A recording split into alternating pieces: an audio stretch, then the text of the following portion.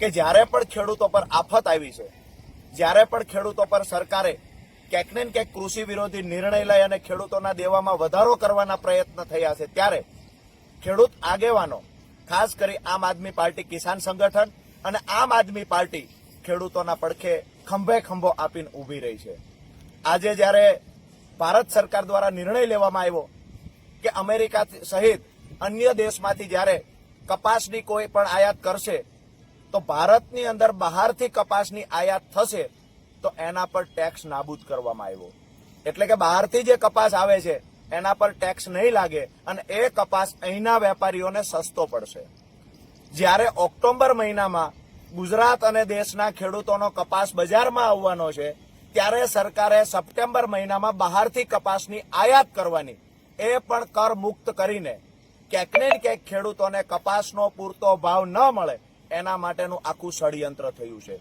ત્યારે ખેડૂતોની લડાઈને મજબૂત બનાવવા જે સરકારે નિર્ણય લીધો છે, અમેરિકાના ખેડૂતો અને ગુજરાતના ખેડૂતોની કોમ્પિટિશન કરાવવાનો જ્યારે નિર્ણય લીધો છે, ત્યારે સહજ ભાવે સ્વીકારી શકાય કે અમેરિકાના ખેડૂતોની સરખામણીએ ગુજરાતના ખેડૂત ક્યારેય ઉત્પાદન ન લઈ શકે. કારણ કે અમેરિકામાં સરકાર છે એ ખેડૂતોને પ્રોત્સાહિત કરવા માટેથી કરોડો રૂપિયાનું બજેટ ફાળવે છે, અનેક આધુનિક સુવિધાઓ આપે છે. ત્યારે ગુજરાત અને દેશના ખેડૂતો આજ પણ વર્ષો જૂની પરંપરાથી ખેતી કરી રહ્યા છે.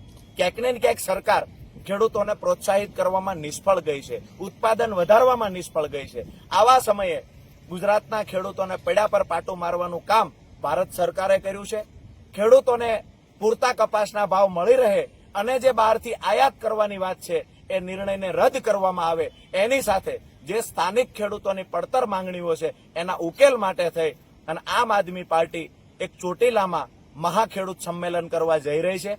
આ સંમેલનમાં ગુજરાત પ્રદેશના નેતાઓ તો આવશે, એની સાથે ખેડૂતોની લડાઈને મજબૂત બનાવવા માટે થઈ અને દિલ્હીના પૂર્વ મુખ્યમંત્રી માન્ય અરવિંદ કેજરીવાલજી, પંજાબના મુખ્યમંત્રી સરદાર ભગવંત માન પણ ઉપસ્થિત રહેવાના છે. ત્યારે ગુજરાતના ખેડૂતોને, ખાસ કરી સુરેન્દ્રનગર જિલ્લા અને ચોટીલા વિધાનસભાના ખેડૂતો, ખેત મજૂરો અને જે ખેડૂતનું પકવેલું અનાજ ખાય છે, આ સૌને મારી નમ્ર વિનંતી છે, આવો સૌ સાથે મળી ખેડૂતોની લડાઈને મજબૂત બનાવીએ. તારીખ છે 7/9/2025 રવિવારના રોજ ભાદરવી પૂનમના દિવસે નવા marketing yard, Anandpur road, Chotila ખાતે. આભાર.